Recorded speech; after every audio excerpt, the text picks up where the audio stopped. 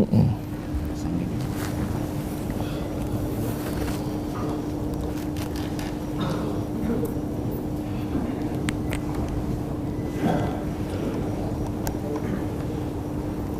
ini Bismillahirrahmanirrahim. Assalamualaikum warahmatullahi wabarakatuh. Alhamdulillah, wassalatu wassalamu ala rasulillah Sayyidina wa maulana Muhammad ibn Abdillah wa ala alihi wa sahbihi wa man tabi'ahu wa mawala. Yang sama-sama kita hormati para alim ulama, tokoh masyarakat. Tak dapat saya sebut satu persatu. Insya Allah semua yang hadir dan mengikuti program kajian subuh ini dimuliakan Allah Subhanahu wa ta'ala. Kemarin saya sholat di salah satu masjid. Di bawah masjid itu ada tempat wudhu sekaligus toilet. Dipermasalahkan, arsiteknya mengadu ke saya karena kata orang itu berarti itu ada WC di masjid. Ini lantai masjid, di bawah tuh turun ke bawah basement ada tempat wudhu, ada WC. Berarti buat WC dalam masjid.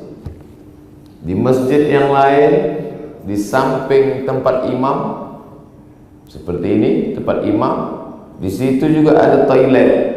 Itu pun juga menyampaikan pengaduan ke saya, Ustadz, di masjid ini ada WC dalam masjid.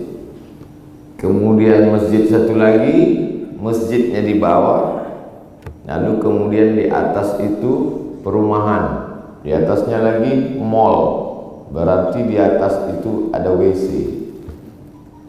Ketiga-tiga orang ini mengadunya ke saya. Lalu saya mengadunya kemana? Masalah ini muncul karena kekacauan definisi tentang apa itu masjid. Karena buka kitab fikih, macam-macam definisi mereka tentang masjid. Ada yang mendefinisikan masjid itu adalah kullu segala sesuatu tahta saqfil masjid, semua yang berada di bawah atap masjid, maka itu masjid. Itulah tadi yang mengatakan kencing dalam masjid, karena semua yang berada di bawah atap masjid berarti masjid. Ini atap masjid, maka ke bawah ini adalah masjid. Berarti sholat di atasnya sama dengan sholat di atas WC. Maka semua orang yang buang air besar kecil di bawah berdosa sama dengan kencing dalam masjid. Meludah dalam masjid aja dosa besar, apalagi sampai kencing dalam masjid. Semua yang berada di atap masjid berarti masjid. Kalau begitu semua imam-imam, khotib-khotib, penceramah-penceramah dan umumnya, karena yang berada di samping imam ruangan itu khusus untuk khotib, imam, ustaz, penceramah, semuanya masuk neraka karena kencing dalam masjid. Maka tidak bisa mengambil satu definisi dari satu kitab ijtihad ulama tertentu, apalagi zaman itu tak sama dengan zaman sekarang. Definisi yang muktabar yang bisa diambil tentang definisi masjid adalah tempat yang biasa dipakai untuk sholat berjamaah. Itulah masjid. Contoh masjid kita, Baitur Rahim atau Baitur Rahman? Baitur Rahman. Tempat yang biasa dipakai untuk sholat berjamaah. Itulah masjid. Mana tempat yang biasa dipakai untuk sholat berjamaah? Tempat imam, sayap kanan, sayap kiri, tengah, belakang. Ini yang biasa. Adapun Idul Fitri, Idul Adha tidak biasa. Sampai ke belakang melimpah ruah tidak biasa. Jadi kalau ada orang dalam keadaan maaf, haid, berhalangan, masuk dia ke pintu gerbang, maka dia tidak dianggap sedang masuk masjid, karena tempat itu bukan tempat yang biasa untuk dipakai sebagai tempat sholat. Jadi kalau definisi ini dipakai, maka selamatlah imam, khotib, penceramah yang buang air besar kecil yang ada di toilet, karena tempat itu bukan tempat yang biasa dipakai. Selamatlah yang toilet yang ada di bawah masjid, karena tempat itu bukan tempat yang biasa dipakai untuk sholat. Selamat pula lah masjid yang berada di bawah mall, di bawah apartemen, karena di atas itu bukan tempat yang biasa untuk sebagai tempat sholat. Jadi sebetulnya orang yang terlalu sempit pikirannya ini, dia kurang piknik. Kalau maulah dia ikut jalan-jalan agak sebulan sama Tengku Fadil Rahmi, pergi ke Mesir, biaya tanggung sendiri. Melihat bagaimana masjid di Kairo, apartemen menjulang tinggi 20-30 lantai ke atas, di bawah itu pasti ada masjid. Pergilah ke Mesir, di bawah itu masjid. Kalau di bawah masjid itu, di atas itu berapa rumah? Satu lantai itu bisa 5 rumah, paling dikit ada 2 rumah berhadapan. Ke atas 20-40 WC ke atas. Tapi itu bukan masjid, karena yang dimaksud masjid adalah tempat yang biasa dipakai untuk sholat. Begitu juga Masjidil Haram, Masjidil Nabawi. Masjid Nabawi itu kalau kita turun ke bawah, maka di bawah itu ada tempat parkir, ada tempat wudhu, ada toilet, dan orang sholat di atas. Itu bukan tidak ada alim ulama di situ yang berijtihad. Jadi maksud saya, cobalah kita banyak membaca referensi. Oh kalau gitu Ustaz Somad banyak baca? Dah, saya tak banyak baca. Cuman orang menyangka saya banyak baca. Orang husnuzon sama saya. Bapak ibu yang dimuliakan Allah, ada ibu-ibu. Saya pernah juga kadang keceplosan. Jamaah Jumat yang dimuliakan Allah, hadirin hadirat, datang jamaah dulu. Tak ada perempuan Pak Ustaz. Masjid pada awalnya adalah tempat untuk ritual ibadah saja. Lalu selesai sholat, Nabi Muhammad SAW menyampaikan hadis-hadis. Nabi duduk dikelilingi oleh sahabat. Sahabat yang duduk berkeliling itu disebut dengan halaqah. Pakai H kecil, halaqah. Pakai huruf Q, halaqah artinya lingkaran. Maka dalam masjid itu ada beberapa lingkaran. Sampailah Imam Muhammad bin Idris Asy-Syafi'i ke Mesir, dia membuka halaqah di Masjid Amr bin As, sahabat Nabi yang pertama sampai ke Mesir. Ada halaqah hadis, ada halaqah fikih, ada halaqah nahwu, ada halaqah balaghah, ada halaqah tafsir, ada halaqah usul fikih, ada halaqah akhlak tasawuf, ada halaqah, maka banyak halaqah-halaqah. Dari halaqah-halaqah inilah berubah menjadi cikal bakal universitas. Universitas Al-Azhar baru pakai sistem kelas tahun 1960-an. Sebelum itu hanya halaqah saja. Di Masjidil Haram pun begitu juga. Syekh Abdul Rauf As-Sinkili pergi ke Makkah, pergi ke Madinah, belajar kepada Imam Al-Qushashi, kepada Imam Al-Qurani. Tidak pakai sistem kelas, tapi sistem halaqah. Makanya sekarang kalau masjid mau ramai, dihidupkan lagi halaqah. Alhamdulillah, selesai sholat, Assalamualaikum warahmatullahi wabarakatuh, kita tengok di masjid ada beberapa lingkaran. Ada halaqah di sana, halaqah di sana, halaqah di sana. Pas kita datang, duduk, kita dengar ceritanya, rupanya membahas tentang Real Madrid Barcelona. Itu sudah dipesankan Nabi 14 abad yang lalu. Nanti kalau kalian selesai sholat, nampak kalian ada orang membuat lingkaran, bicaranya bukan bicara agama tapi bicara dunia, tinggalkanlah. Jadi tidak semua halaqah itu membicarakan tentang agama Allah. Alhamdulillah. Jadi zaman Nabi itu tidak bisa pengajian seperti ini. Kenapa tidak bisa pengajian? Karena belum ada mikrofon, sound system pengeras suara. Suara hanya sampai di agak. Cobalah kalau tak dipakai ini, kemana suara? Adapun kajian kita pada kesempatan ini tak sampai ke belakang. Jadi sebetulnya kajian yang menyentuh itu adalah halaqah, karena guru bisa melihat mata murid-muridnya, suaranya sampai, dan duduknya sama rendah. Orang duduk halaqah tak setinggi ini, dia duduk sama dengan murid-murid. Jadi sebetulnya saya ini kurang adab, kurang sopan. Tapi kalau saya duduk di bawah, ini kamera-kamera ini tak nampak. Itu maka saya duduk. Ini yang perlu saya jelaskan, supaya jangan sampai nanti keluar cerita Abdul Somad itu tak ada sopan santunnya sama orang-orang tua. Jamaah yang dimuliakan Allah Subhanahu wa taala, masjid pertama sebagai tempat ritual ibadah. Salat zuhur, salat asar, salat maghrib, salat isya, salat tahajud, salat witir, salat duha, salat istisqa. Istisqa pun keluar tanah lapang karena tak sanggup masjid menampung. Idul Fitri, Idul Adha di tanah lapang karena tak sanggup masjid menampung. Masjidnya kecil, cuman 22 meter dari mimbar Nabi, mimbar ke dinding kamar Nabi 22 meter, ke belakang 15 meter. Di samping situ ada tiang dekat dinding kamar Nabi, namanya Ustuwanatus Sarir, sarir tempat tidur, karena di samping bawah tiang itu ada tempat tidur Nabi SAW, tempat dia iktikaf.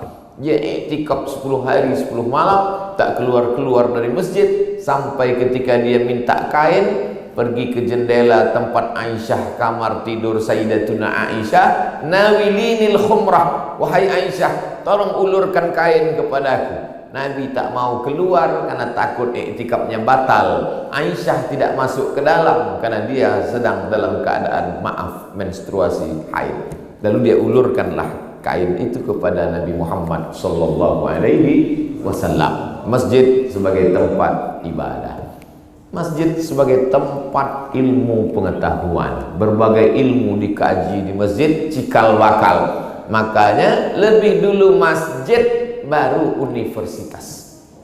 Minal jami' ilal jami'ah, dari masjid menjadi universitas. Bahasa Arabnya jami', diambil dari kata Jum'ah. Masjid yang ada sholat Jumatnya namanya masjid jami'. Masjid yang tak ada sholat Jumatnya masjid saja, tak pakai jami'. Sampai ke tempat kita musola, surau, langgar. Makanya di Jawa orang dilanggar tak mati. Di Minangkabau surau. Maka sebetulnya dalam fikih cuma ada dua. Yang satu masjid tak pakai jami' karena tak ada sholat Jumat. Yang kedua masjid jami'. Ini masjid jami' karena ada sholat Jumatnya. Dari mana Ustaz tahu ini ada sholat Jumat? Ada mimbarnya. Di sebagian masjid saya katakan ini masjid saja karena tidak ada sholat Jumat. Selesai ceramah dikasih tahu pengurus ada mimbarnya, karena tabligh akbar kami sembunyikan ke dalam. Jamaah yang dimuliakan Allah Subhanahu wa taala. Lalu kemudian Islam, kalau kita lihat dalam sholat Jumat, Nabi sallallahu alaihi wasallam masuk setelah kumandang azan. Dia di kamarnya. Di antara masjid dengan kamar Nabi ada pintu. Datanglah Bilal memanggil, Assalamualaikum ya Rasulullah. Waalaikumsalam. Sudah boleh kami qomat ya Rasulullah? Aqimis salat, kata Nabi. Aqimis salat. Qomatlah Bilal. Bilal pun qomat. Allahu akbar, Allahu akbar. Asyhadu an la ilaha illallah. Itu maka Bilal tak sanggup tinggal di Madinah setelah Nabi meninggal. Begitu Nabi meninggal, langsung dia pergi ke negeri Syam, Damaskus. Kenapa? Karena dulu waktu Nabi hidup, asal habis azan dia mengetuk pintu mengajak Nabi sholat, nanya sudah boleh qomat atau tidak. Setelah Nabi meninggal tak sanggup dia lagi. Pintu mana yang mau diketuk? Nabi sudah meninggal. Pergi dia ke Damaskus. Sekarang iqamat tidak diatur oleh Nabi. Siapa yang mengatur iqamat? Jam. Asal udah berbunyi, tet, Allahu akbar, Allahu akbar. Kenapa masjid diatur oleh jam dinding? Karena sebelumnya iqamat diatur oleh emak-emak di belakang. Komat kata ibu di belakang. Oh, komat. Kenapa dia yang mengatur? Karena dia yang nyumbang paling besar. Maka dalam Islam diatur oleh ilmu pengetahuan. Ilmu pengetahuan diajarkan di masjid.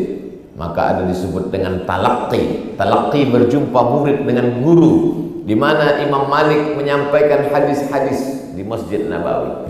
Lalu kemudian masjid juga, kalau kita lihat azan Jumat itu awalnya pada zaman Nabi sekali. Azan, Nabi naik ke atas mimbar, dikumandangkan azan.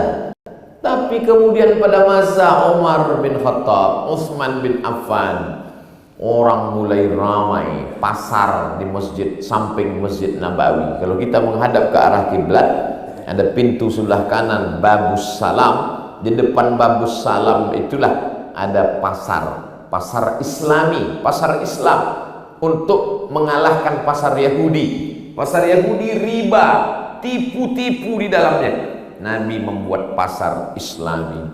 Lalu kemudian kalau dibuat azan sekali banyak orang terlambat, dibuatlah azan 2 kali. Asal usul kronologis kenapa azan 2 kali adalah karena bisnis, karena pasar, karena ekonomi. Berubah azan menjadi 2 kali.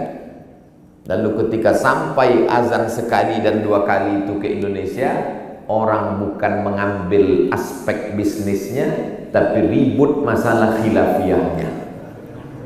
Kau masjid mana tadi? Masjid ini. Azannya berapa? Sekali. Kau masjid mana? 2 kali. Itu pada masa siapa? Umar dengan Utsman. Kau ikut Nabi apa ikut Utsman? Inilah orang bodoh yang menularkan kebodohannya. Sudah jelas Nabi mengatakan, alaikum bisunnati, ikut sunnahku, wa sunnatil khulafa'ir rasyidin, ikuti sunnah khulafa rasyidin al-mahdiyina min ba'di, yang dapat hidayah, menebarkan hidayah sesudah aku. Addu 'alaiha bin nawajiz, gigit pakai gigi geraham. Jadi tak perlu dipertentangkan antara azan sekali dengan 2 kali. Karena Nabi dengan sahabat, Nabi mengatakan ikuti sunnahku dan sahabat. Berkelailah di Indonesia antara azan 1 dengan azan 2. Sampai saya ke Maroko, azannya 3 kali. Pergilah nanti ke Maroko, ingat cakap saya ini, azan 3 kali. Kenapa Ustaz tak bawa mazhab itu ke Indonesia? Takut saya memperburuk keadaan. Karena geram saya bawa juga azan mazhab 3 kali itu, biar tahu mereka yang berkelahi antara 1-2 itu. Nah, kenapa sampai 3 kali pada masa Utsman? Karena orang semakin ramai. Waktu itu tak ada jam tangan, jam dinding. Orang hanya melihat matahari, ragu, maka azannya dengar azan sudah berapa? Sekali, sudah berapa? 2 kali, sudah berapa? Sebagai aba-aba. Azan 3 kali, masih lampu hijau. Azan 2 kali, ini udah kuning ini. Azan sekali, merah, masuk masjid. Ini semua kenapa? Perkembangan bisnis yang luar biasa. Jadi memang idealnya tanah wakaf itu di situ dibangun mall. Dibangun mall terlalu besar Pak Ustadz, supermarket, sehingga orang sholat, pulang sholat dia beli air putih, pulang sholat dia beli kecap, pulang sholat dia beli ikan sarden kaleng, pulang sholat dia belanja, pulang sholat dia bisnis. Perputaran uang umat berada di sekitar masjid. Tapi katanya tak boleh berdagang di masjid. Jelas-jelas hadisnya, la arbahallahu tijaratahu. Siapa yang bisnis jualan di masjid, maka Allah tidak akan memberikan keuntungan pada dagangnya. Itulah yang saya jelaskan di pangkal tadi. Yang dimaksud dengan masjid di situ adalah tempat yang biasa dipakai untuk sholat. Tapi jangan gara-gara saya bilang tadi boleh ada mall di samping masjid, boleh ada lapangan bisnis ruko di samping masjid, lalu besok pagi orang jual bakwan di situ. Bukan itu maksudnya. La arbahallahu tijaratahu. Allah tidak akan memberikan untung dari dagangannya yang dimaksud di situ adalah tempat yang biasa dipakai untuk sholat yang dianggap sebagai masjid. Adapun di tanah wakaf yang di ujung sana, itu kemudian jalan, di tepi jalan dibangun ruko. Orang di Arab kalau dia dapat tanah wakaf, sebelum dia mendirikan masjid, sebelum dia mendirikan sekolah, karena masjid dan sekolah non profit, tak ada duit masuk di sana, maka yang pertama dipikirkannya adalah bagaimana membuat duit masuk. Kira-kira di tepi jalan ini berapa ruko bisa kita bangun? Kalau bisa dibuat di sini 10 ruko, satu ruko sewanya 100 juta, berarti dapat income pemasukan selama setahun, berarti dapat untuk jalur ini saja 1 M. 1 M di sini, 1 M di sini, 1 M di sini, 3 miliar untuk biaya operasional masjid dan pendidikan yang tidak ada income. Karena umumnya pendidikan agama Islam itu diberikan gratis. Itulah baru wakaf. Tapi di tempat kita kalau udah disebut wakaf, pejamkan mata, sebut wakaf. Apa bayangan? Kuburan. Nah kalau disebut tanah wakaf itu tanah kuburan. Mestinya di atas tanah wakaf dibangun hotel. Hotelnya hotel apa? Hotel syariah. Owner hotel menyewa tanah bagi hasil sama pengelola wakaf. Lalu orang yang wakaf, mengelola wakaf, habis tenaganya, habis otaknya, dia tak bisa kerja lain. Makannya dari mana? Pengelola wakaf mendapatkan pembagian hasil 10% dari hasil total keuntungan wakaf. Jadi kalau di atas tanah wakaf itu dibangun ruko, dibangun tower tinggi, dibangun rumah sakit, dibangun di situ klinik, setahun dapat 10 miliar, maka pengelola boleh mengambil 10% dari hasil, dan itu diatur dalam undang-undang wakaf di Indonesia. Karena Indonesia alhamdulillah anggota legislatifnya sudah mengkaji masalah zakat, sudah mengkaji masalah wakaf, dan ada undang-undangnya sebagai payung hukum, sebagai acuan. Kalau tak percaya tanya Tengku Fadil. Begitu caranya supaya nanti kalau jamaah bertanya kita tak tahu, udah kita kasih tahu dari awal. Jadi Ustaz, pasal nomor berapa itu tentang ini? Mana aku tahu. Yang jelas ada undang-undang wakafnya. Jadi ke depan kita berpikir cemerlang, cerdas. Bagaimana tanah wakaf di pusat kota ini tidak menjadi mubazir? Kan mubazir tanah wakaf di pusat kota. Orang meliriknya berpikir gimana membangun pusat bisnis. Tiba-tiba dipakai cuma untuk parkir sepeda. Parkir aja, satu sepeda 2.000 perak. Itu pun banyak pula yang tak bayar. Kok nggak bayar? Punya Allah Subhanahu wa ta'ala. Ini susah kita untuk mengembangkan. Maka dibangun tower tinggi, towernya petak 4, sampai ke atas ada pula kumandang azan, sampai ke atas ada rumah makan di atas. Semakin tinggi makin mahal. Yang dibayar bukan kopinya, tapi suasana dan pemandangannya. Nah, jadi 100 meter. Buat menaranya namanya menara 99 Asmaul Husna. Kalau sampai ke level 30, satu gelas 15.000. Kalau yang ke 99, satu gelas 150.000. Kenapa mahal? Karena biaya listriknya ke atas. Kalau murah kau ambil tali. Duit masuk itu bukan untuk kepentingan orang. Duit yang masuk itu untuk apa? Sekolah tahfiz gratis, untuk anak yatim fakir miskin. Siapa saja yang tak mampu mu'alaf baru masuk Islam, tak ada orang tuanya, bagaimana sekolah? Itulah baru pengelolaan wakaf, membangun peradaban Islam dari masjid.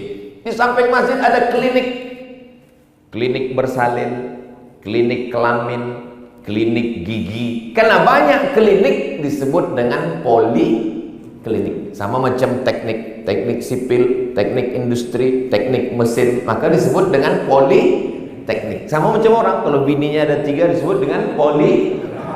Macam berani aja. Saya berani gitu karena saya tengok tak ada ibu-ibu. Dan yang udah pada pulang. Artinya apa?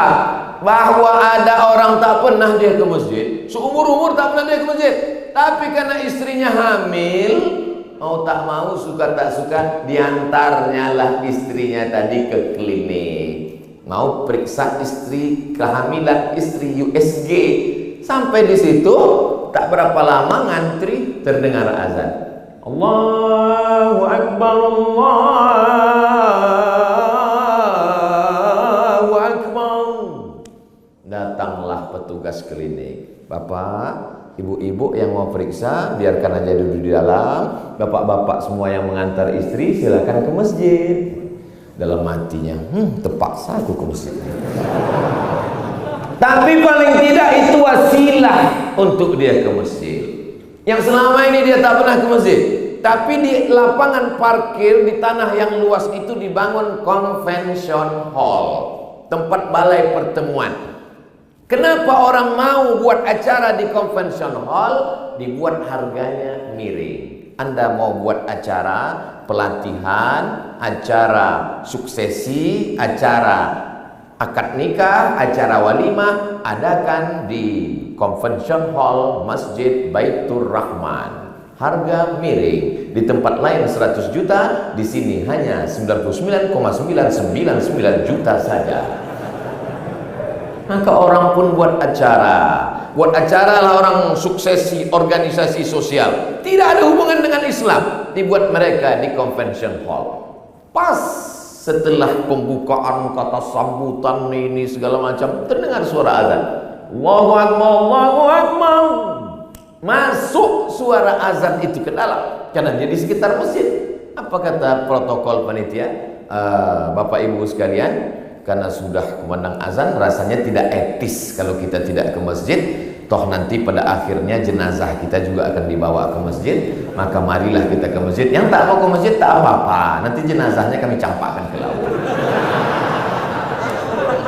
Tentu jamaah itu semuanya ngeri juga ini katanya. Apalagi yang udah pasang-pasang cincin 3, 4 kan. Mohon maaf yang udah pasang, jangan tersinggung. Karena beberapa jamaah yang mendengar kajian saya tersinggung, tak lama sudah itu mati. Habis langsung mereka ke masjid. Jadi dakwah itu jangan dipahami hanya ceramah. Dakwah itu bukan tabligh akbar, tapi dengan membangun masjid. Kalaulah di satu kota ada masjid percontohan seperti ini, maka luar biasa. Maka ada orang menyebutnya dengan masjid, istilah masjid paripurna. Ini datang dari mana ini? Dari Nabi Muhammad sallallahu alaihi wasallam. Tunjukkan saya dalilnya, mana di samping masjid ada tempat dagang. Dulu nabi-nabi itu tidak boleh jalan di pasar. Nabi-nabi itu hanya di somah, kuil, tempat beribadah. Nabi Muhammad SAW masuk ke pasar. Makanya dia diejek oleh orang-orang Yahudi. Apa ini? Nabi kok masuk pasar? Nabi itu mestinya di masjid aja. Nabi itu cuma beribadah aja. Kenapa? Nabi Muhammad tak sama dengan yang lain. Dia panglima perang. Dia jihad fisabilillah. Dia juga bisnis. Dia juga masuk ke dalam pasar. Hadis tentang Nabi masuk pasar sahih. Nabi melihat setumpukan makanan, di luarnya kering. Jibril ngasih tahu, ya Muhammad, ya itu di dalam ada yang busuk basah. Dimasukkan Nabi tangannya ke dalam. Ya sahibat ta'am, penjual, kenapa ini yang luar kering, di dalam ini basah? Asabahul matar, kena hujan ya Rasulullah. Kalau kena hujan, kenapa kau tipu pembeli, penipu? Pembeli nampaknya ini makanan kering bagus, padahal di dalam sudah basah, kena air, busuk. Man ghasyana falaysa minna. Siapa yang menipu kami bukan golongan Muhammad sallallahu alaihi wasallam. Sekarang terjadikah seperti ini? Ya, di luar nampak duku kering, di dalam duku busuk hitam hijau. Pakai kaca pula tuh, kayak akuarium. Udah terbalik-balik dunia ini. Tukang duku pakai akuarium, tukang ikan pakai plastik. Mohon maaf juga duku jangan tersinggung. Jadi ngeri-ngeri juga ceramah sekarang. Takutnya itu dilaporkan Asosiasi Tukang Duku Indonesia melaporkan Abdul Somad. Bahaya kita. Ini semua kenapa? Karena Nabi ingin mengatakan mengajarkan umat ini jangan hanya terjebak pada ritual ibadah. Idza qudiyatis shalah, kalau salat sudah dilaksanakan, fantashiru fil ard, bertebaranlah kamu di atas muka bumi, wabtaghu min fadlillah, cari karunia Allah.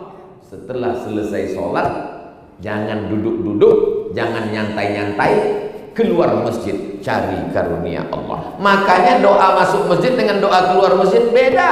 Doa masuk masjid, Allahumma ftahli abwaaba rahmatik, bukakan aku pintu rahmatmu.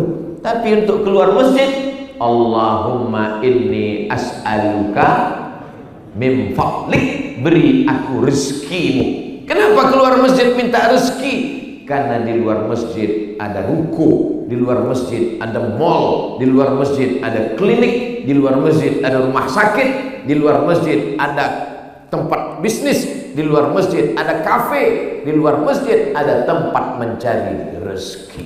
Makanya selesai sholat itu dia tidak terlalu lama berzikir dengan Allah, karena di tempat-tempat dagangnya itu pun dia juga berzikir. At-tajir, pedagang, as-saduq, jujur, al-amin, pedagang yang jujur dan amanah. Ma'an nabiyyin, dia akan bersama nabi, was-siddiqin, bersama orang yang benar, was-syuhada, bersama orang mati syahid, was-salihin, bersama orang-orang soleh. Sekarang banyak orang komplain khotib naik mimbar, kotak sedekah berjalan. Berapa kali jamaah bertanya ke saya, Ustaz Somad, iya Pak, saya kurang setuju kalau ada kotak berjalan ketika khotib naik mimbar.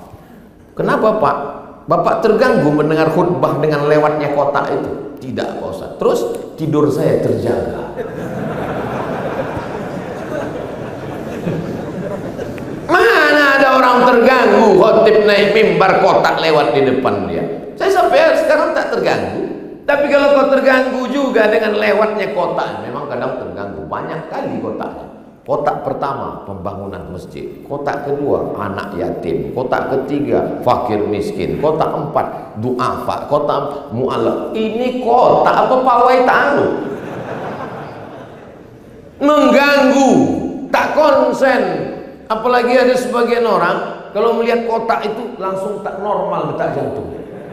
Lewat kotak sedekah, ada orang model-model gitu. Tapi tidak di Loksmawe. Loksmawe ini orangnya dermawan semua. Kalau tak dermawan orang Loksmawe takkan sebanyak ini AC di masjidnya. Hampir setiap tiang ada AC. AC lagi. Cuman tidak semua hidup.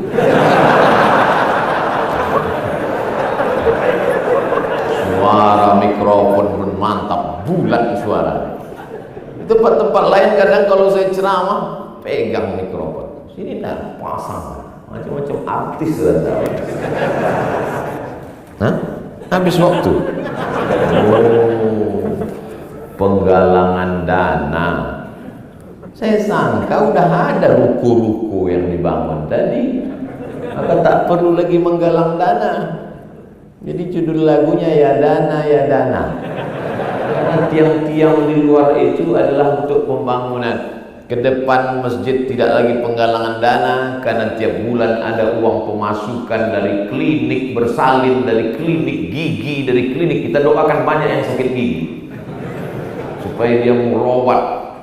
Kemudian ada ruko yang disewakan. Sebelum berdiri ruko-ruko, klinik-klinik, tower-tower, restoran-restoran, maka yang punya kesempatan masih mamin muslimin yusbihu, setiap orang Islam yang bangun sholat subuh. Coba tengok bunyi hadis yusbihu, setiap orang Islam yang bangun sholat subuh dikirim Allah 2 malaikat. Ini dia bangun dia sholat subuh, alhamdulillahilladzi ahyana ba'da ma amatana wa ilaihin nusyur. Langsung datang 2 malaikat. Apa kata malaikat? Allahumma ati munfiqan khalafa, orang yang bersedekah ini kasihlah dia ganti ya Allah. Jadi kalau ada yang belum bersedekah, malaikat belum berdoa. Tapi kalau ada yang sudah bersedekah, apa kata malaikat? Allahumma ati munfiqan khalafa, berilah dia ganti. sampai habis sholat subuh, sampai terbit matahari, sampai duha, tak juga dia bersedekah. Datang malaikat satu lagi. Apa kata malaikat? Allahumma ati mumsikan talafa. Dia tak juga bersedekah, binasakanlah harta bendanya. Saya tak ada ngajak sedekah, tak ada saya ajak, marilah bersedekah. Tidak, saya cuma sampaikan hadisnya aja. Mau sedekah silakan, mau tak sedekah kalian tengok aja lah nanti. Allahumma ati munfiqan khalafa. Orang ini bersedekah, kasih ganti dia ya Allah. Kira-kira kalau malaikat yang berdoa, mungkinkah doa itu ditolak Allah? Tidak, malaikat tak berdosa. Begitu juga dengan doa yang satu lagi tadi. Allahumma ati mumsikan talafa. Binasakanlah dia ya Allah. Apa tak binasa? Duit banyak, anak sakau. Duit banyak, tanah digarap orang. Duit banyak, bukan cuma duit yang hilang. Pergi ke masjid, helm hilang, sendal hilang, sepatu hilang. Maka untuk menolak bala ini tak lain tak bukan adalah apa pula solawat. Ilaha illallah. Solawat penting. Sodakoh. Orang-orang mati itu Bapak Ibu, orang mati. Kalau ditanya Allah Subhanahu Wa Taala, hei mayat-mayat, hei jenazah-jenazah, mau kalian hidup lagi?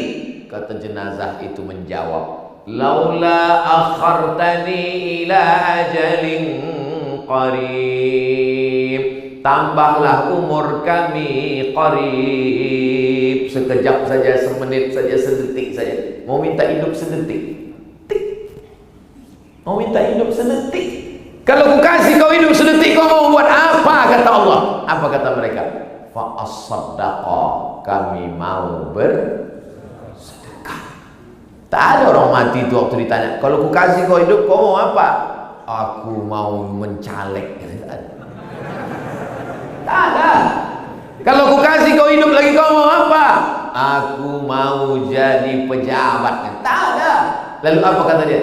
Fa'as-saddaqa, aku mau bersedekah. Dikaji oleh ahli tafsir, kenapa orang mati itu mau bersedekah? Karena haji mabrur balasannya nanti di surga. Setelah kiamat baru nampaknya balasannya. Wal hajjul mabrur laisa lahu jazaa illal jannah. Orang yang haji mabrur balasannya surga.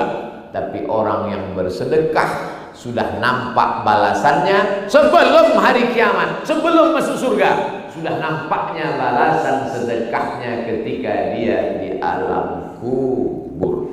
Biasanya saya kalau udah cerita sedekah itu keluar kotak-kotak sedekah.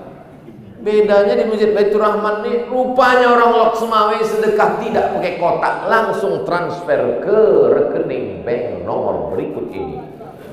Mana nomor rekeningnya? Ada ditulis. Buatkan aplikasi rekening bank Masjid Baitur Rahman Loksmawe, sehingga orang masyarakat tinggal nomor rekening Bank Aceh, Bank Syariah Indonesia, enter langsung. Begitu selesai enter, menangislah dia.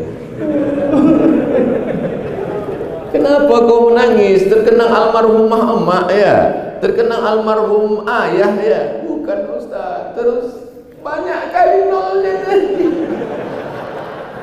Rupanya mau mentransfer 100.000 terpicit 6. Menangis, mau minta ke pengurus, malu. Kau bangun rumah 1 miliar, beli mobil 500 juta, menyekolahkan anak sampai ke Amerika, tiba-tiba terpicit 6 sejuta ke Masjid Baitur Rahman, kau menyesal. Padahal di akhirat nanti yang 1 juta salah kirim itulah yang menolong engkau di hadapan Allah SWT. Betul? Kita doakan banyak yang salah kirim. Ini dimuliakan Allah SWT. Ustaz Somad ini cuma pandai nyuruh orang sedekah aja, dia pun ternyata tak bersedekah. Saya pakai sarung, tak bawa dompet. Saya ada juga bawa duit, bukan tak bawa duit. Masukkan Pak. Bapak masukkan aja, pahalanya tetap untuk saya.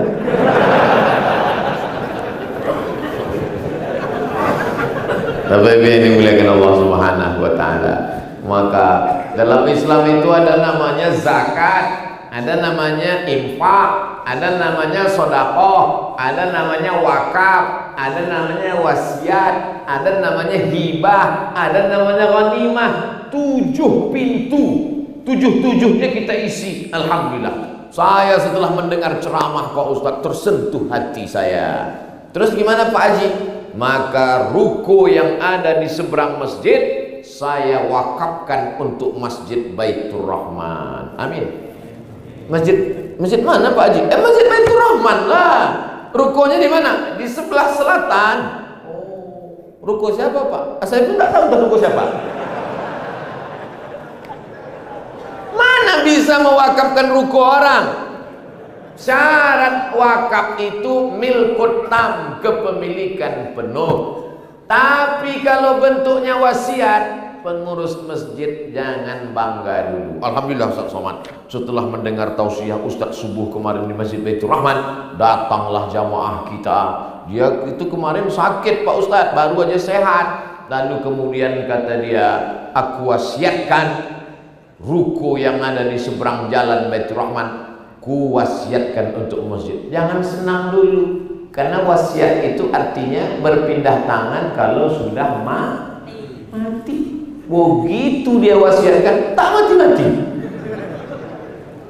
Pengurus pun susahlah mendengar berita. Apa kabar Pak Haji? Tanya istrinya. Sehat Pak. Astagfirullah. Kapan lah kita dapat? Ini kan deh. Itu beda wasiat sama hibah. Tapi kalau hibah, itu ruko yang ada di seberang aku hibahkan, langsung beralih pindah tangan, bawa ke kantor Badan Pertanahan Nasional BPN, lalu kemudian dirobahlah. Saya sudah ke kantor Kanwil BPN, kata Pak Kanwil BPN, ada skala prioritas untuk wakaf 2. Yang pertama, tidak nunggu ngantri. Kalau Masjid Baitur Rahman mau mengurus tanah wakaf, pengurusan suratnya tidak pakai nomor antrian, langsung masuk ke depan. Yang kedua, pengurusannya gratis. Dulu saya ceramah lah di Masjid Raya paling tua di kota Pekanbaru, dibangun tahun 1762 oleh Sultan Abdul Jalil. Pas sedang ceramah malam habis isya, datanglah beberapa orang. Bapak dari mana? Kami dari kantor Kanwil Badan Pertanahan Nasional. Ada apa Bapak malam-malam datang ramai-ramai?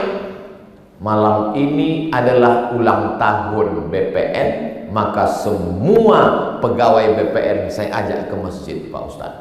Saya mau kasih tahu kepada pegawai, merayakan ulang tahun bukan dengan nyanyi-nyanyi, bukan dengan musik-musik, bukan dengan ketawa, tapi kita isi dengan pengajian. Mantap nih Pak Kanwil. Iya. Bapak dari mana? Saya dari Aceh Pak Ustadz. Begitu rupanya orang Aceh ulang tahun.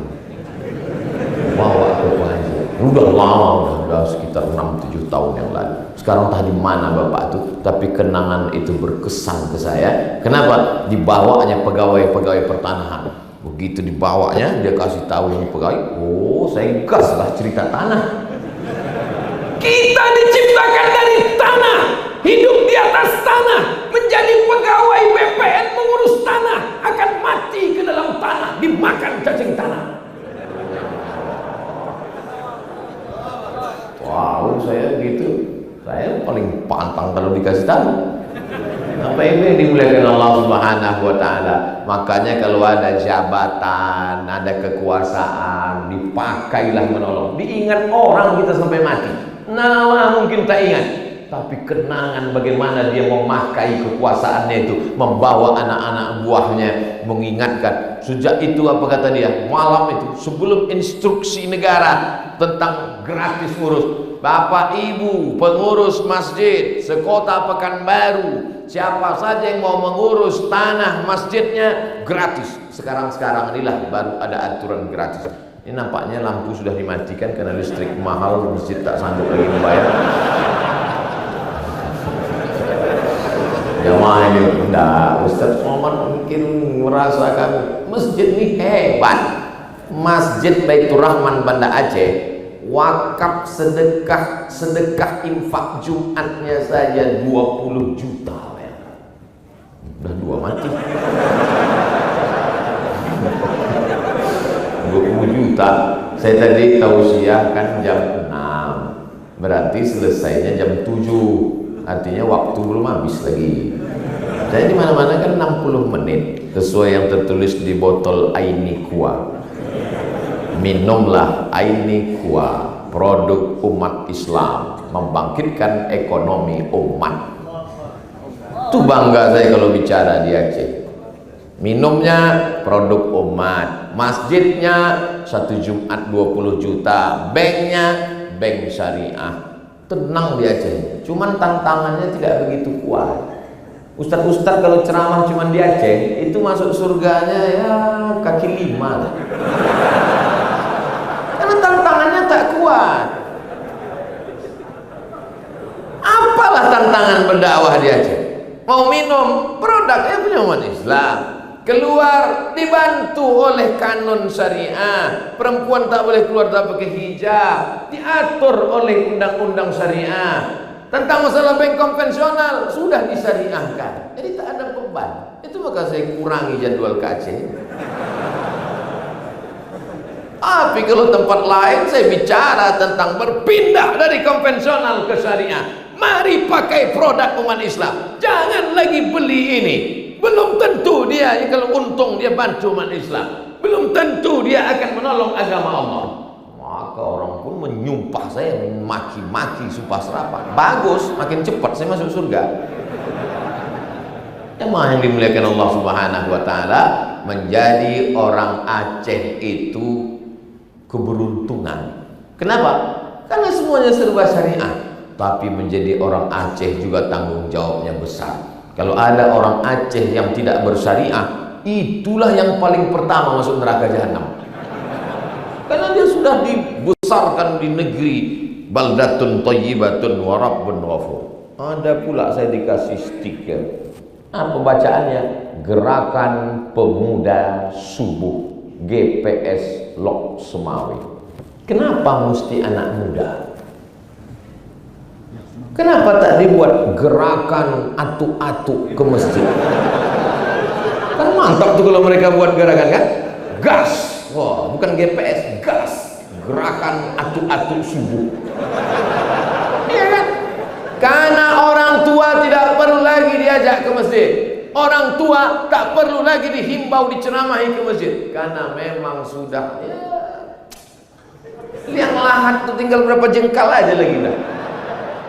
Tapi anak muda yang hawa nafsunya bergelora, pacaran, yang lain sibuk ngafe sampai jam 2, jam 3 malam, cekakak cekiki, tidur, bangun jam 9 sesuka hati dia. Tapi ada anak muda yang mau ke masjid. Sab'atun, 7 golongan, yuzilluhumullah, dinaungi Allah, yauma la zilla illa zilluh. Hari itu tak ada tempat bernaung kecuali Allah memberikan naungan. Siapa itu? Syabun, anak muda, nasya'a fi ibadatillah, anak muda yang tumbuh beribadah kepada Allah. Coba tengok di pintu, anak-anak muda mau lari. Anak kecil, cobalah pandang bapak kiri kanan depan belakang. Anak-anak muda. Siapa ini yang membawa kamera menyuting Abdul Somad di 1, 2, 3, 4, 5, 6, 7, 8, 9, 10, 11. Itu yang bertiang. Belum lagi yang tak bertiang, yang pakai tangan. Capek kanan ganti kiri. Tak kiri letakkan sini. Anak-anak muda yang berkreasi. Video itu nanti dipotongnya, lalu kemudian dia kasih thumbnail, dia kasih gambar, lalu dia share, menarik. Yang dia inginkan hanya mencari ridha Allah Subhanahu wa ta'ala. Ini anak-anak muda ini mesti kita jaga, mesti kita pelihara. Banyak juga kadang orang-orang ini kalau datang anak-anak muda, anak-anak kecil ke masjid diusir pula. Anak-anak muda duduk di samping. Mestinya kita buatkan khusus wifi gratis masjid untuk menarik anak-anak muda sebagai manisan-manisannya. Anak-anak muda silakan datang ke masjid, wifi gratis, hanya sejam sebelum azan. Ini kalau azannya jam 12.30, wifi gratis jam 11.30. Untuk tahu passwordnya, wudhu dulu. Memancing mereka ke masjid supaya ada bunga-bunganya, supaya ada manisan-manisannya. Di mana ada gula, di situ ada semut. Anak muda ini mesti kita selamatkan. Ini kadang ada pula orang mengatakan, "Kalian anak-anak muda, anak-anak pergi bisa ribut aja di masjid." Kalau di masjid masih ada anak kecil, di masjid masih ada anak lari-lari, berbahagialah. Masjid Baitur Rahman Loksmawe tahun 2050 masih ada orang sholat berjamaah. Tapi kalau di masjid itu yang tinggal Allah.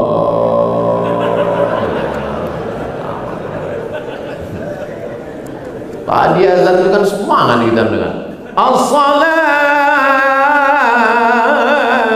khairum minan naum. Ini kadang dibaikkan as-salatu khairum minan naum. Mikrofon rusak.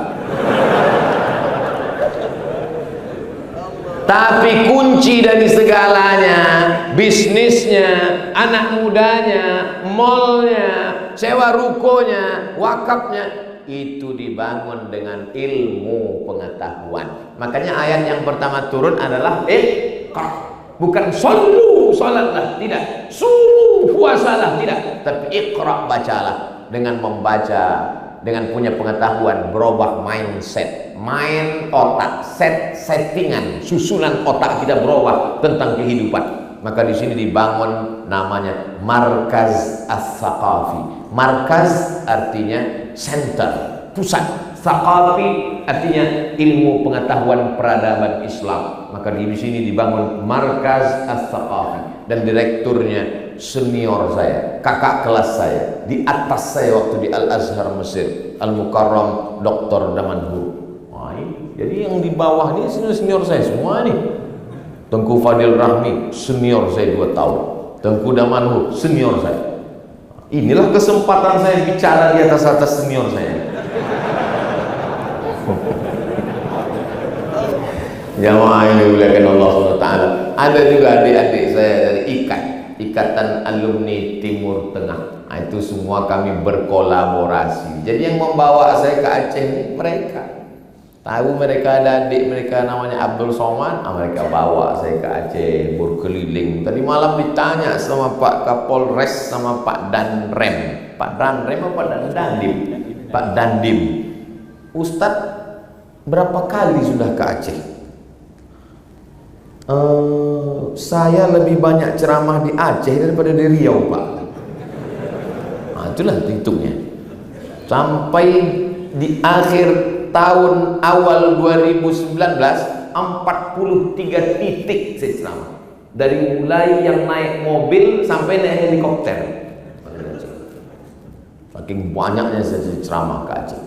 Dari mulai yang naik mobil biasa sampai naik BL UAS. BL-nya aja. Itulah mereka menghormati. Dan topi-topi sama baju-baju sama plakat-plakat sama rencong-rencong ada saya buatkan satu lemari khusus. Dari mulai baju-baju, topi-topi, plakat-plakat, rencong-rencong Aceh. Ditengok sama tamu, kau mau perang apa mau apa nih?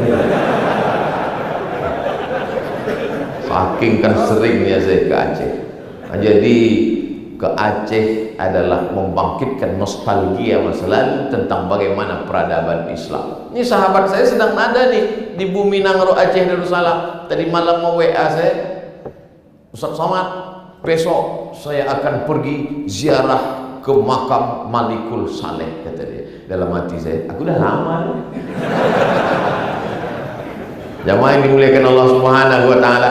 Jadi thaqafah peradaban Islam supaya anak-anak kita tahu bahwa kita ini ketika Belanda datang, kita bukan makhluk yang tinggal di pokok kayu.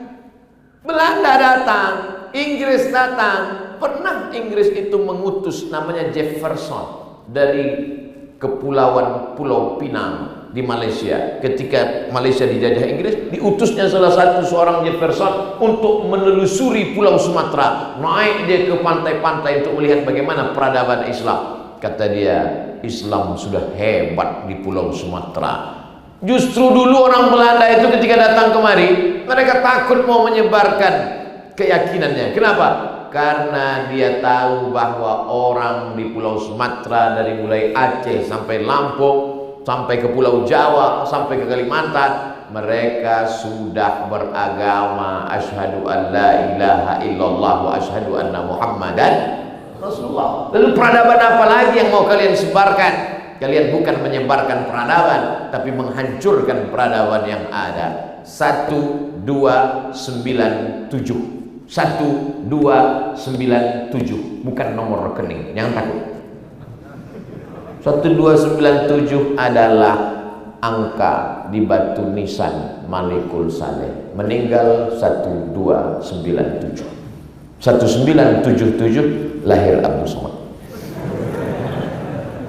1297 ketika yang lain masih menyembah pokok kayu, menyembah sungai, menyembah hantu, justru Aceh sudah melewati puncak keemasan. 1297 habis Malikus Saleh, datang anaknya Malikus Zahir. Di masa Malikus Zahir lah datang seorang petualang dari Maroko bernama Ibnu Battuta. Aku sampai ke sebuah negeri bernama Samudra. Dalam kitabnya dia sebut Samudra. Yang dia maksud Samudra adalah Sumatera. Aku melihat rajanya pakai jubah, ahli fikihnya pakai jubah, mereka naik gajah. Rupanya waktu itu raja-raja, ulama-ulama waktu itu naik gajah. Disambut, makan, meriah sambutan masyarakat. Ini mesti kita ceritakan ke anak-anak kita. Tapi anak-anak yang usia itu tidak bisa diceramahi. Lalu bagaimana? Markaz Thaqafah menceritakannya dalam bentuk makalah, buku. Anak-anak muda membuatnya dalam bentuk film animasi. Saksikan, tonton beramai-ramai film animasi kedatangan Ibnu Battuta ke Nangro Aceh Darussalam pada abad ke-13 Hijrah. Tonton di bioskop-bioskop terdekat. Nonton bareng bersama UAS. Ditunggu kreativitas anak muda melalui Markas Thaqafah Islamiyah dari Masjid Baitur Rahman, sesuai dengan usia masing-masing. Yang tua-tua pakai ceramah, yang seminar di kampus, yang anak muda pakai film animasi. Anak muda itu kalau dipakai anak-anak itu kayak animasi, semangat dia. Gak bisa anak-anak kita ajak sholat, ya ayyuhalladzina amanu, sholat. Anak-anak itu tidak bisa kita ajak pakai sholat. Tontonkan aja film animasi. Kau sholat tengok film ni. Imamnya Batman, makmumnya Superman, muazzinnya Naruto. Itu mak yang di belakang yang pakai jilbab kok hitam itu mukenanya, itu Catwoman. Itu yang mukenanya merah macam bendera Amerika, itu Wonder Woman. Semuanya udah bersyahadat nak, udah bersunat orang tu dah. Begitu menyampaikan dakwah itu. Jangan pakai dakwah bahasa kita. Masuk jam 7, 60 menit kita bersama. Tujuannya adalah bagaimana kita membangun peradaban Islam berawal dari masjid. Ala hadhihi niyah al-Fatihah. A'udzubillahi minasyaitonir rajim. Bismillahirrahmanirrahim. Alhamdulillahi Rabbil Alamin Ar-Rahmanir Rahim Maliki Yawmiddin Iyyaka na'budu wa iyyaka nasta'in Ihdinas siratal mustaqim Siratal ladzina an'amta 'alaihim ghairil maghdubi 'alaihim waladdallin Amin. Allahumma ij'al hadzal balada baladan aminan mutma'innan ya'tihi rizquhu min kulli makan Jadikanlah Nanggro Aceh Darussalam negeri yang aman, damai, terbuka pintu rezeki dari segala penjuru ya Allah. Allahumma dafa'anna al-ghala wal waba wal fahsya wal riba wal zina wal suyuf al mukhtalifata wal syada'ida wal mihad ma zahara minha wa ma batan. Jauhkanlah negeri ini dari malapetaka, bencana, musibah, riba, zina, narkoba, perbuatan keji dan mungkar. Allahumma waffiq ulata umurina, pemimpin-pemimpin kami, condongkan hati mereka untuk menolong agamamu dengan kekuasaan yang kau titipkan di ujung jari mereka ya Allah.